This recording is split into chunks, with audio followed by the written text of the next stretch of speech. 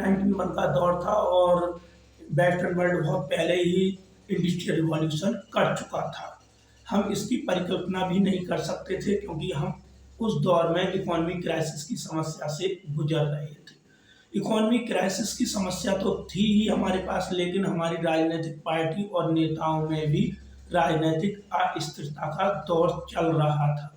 Import करने के लिए फॉरेन रिजर्व 5.8 अरब डॉलर ही बचा था, जो कि इंपोर्ट 2 हफ्तों तक ही कर सकता था।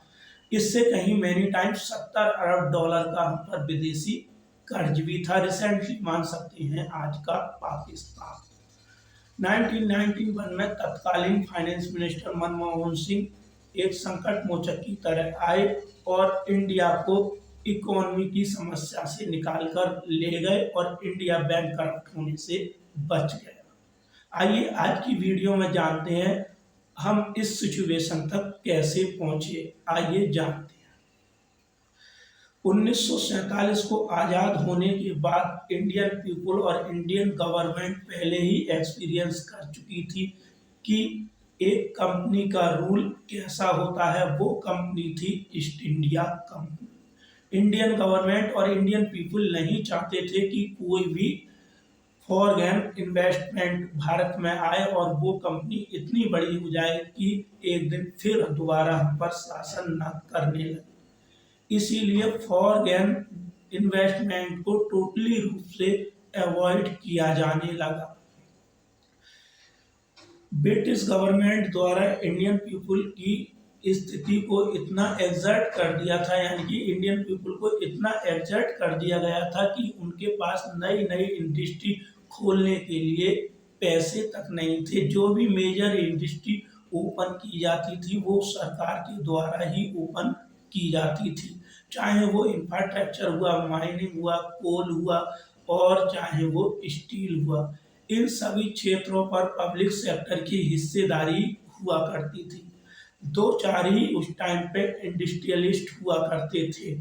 सरकार की भी मंशा रहती थी कि पब्लिक सेक्टर को ही आगे बढ़ाया जाए और प्राइवेट सेक्टर को कमजोर किया जाए। इसीलिए भारत में इंडस्ट्रियल एरिया बढ़ता गया और इकोनॉमी धीरे धीरे स्लो डाउन होती चली गई।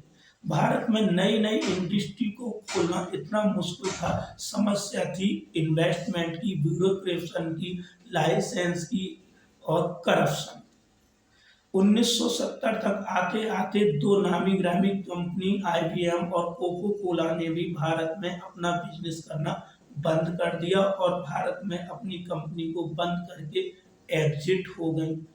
80 के दशक आते आते जब USSR अपनी विघटन की ओर बढ़ रहा था, उस दौर में हम इकोनॉमिक क्राइसिस की ओर धीरे धीरे बढ़ रहे थे, क्योंकि USSR उस समय इंडिया का बहुत बड़ा सपोर्टर हुआ करता था। सोवियत संघ और इंडिया की को-बाउंडिंग थोड़े दिन के लिए डिस्टर्ब हो गई। इससे इंडिया की इकोनॉमी पर इसका असर भी पड़ा। 90 तक आते आते गल्फ कंट्रियों में भी युद्ध छिड़ गया और ये युद्ध बहुत लंबा खिंच गया। इस युद्ध में अमेरिका भी शामिल हुआ था। इसीलिए इंडिया को पेट्रोलियम पदार्थ आयात करने बहुत महंगे हो गए और इंडियन इकोनॉमी धीरे धीरे कोलैप्स की ओर बढ़ने लगी। 1991 में स्थिति इतनी बिगड़ गई कि हमारे पास फॉरेन रिजर्व 5.8 अरब डॉलर ही बचा था, जो कि 2 हफ्ते तक ही आयात कर सकता था।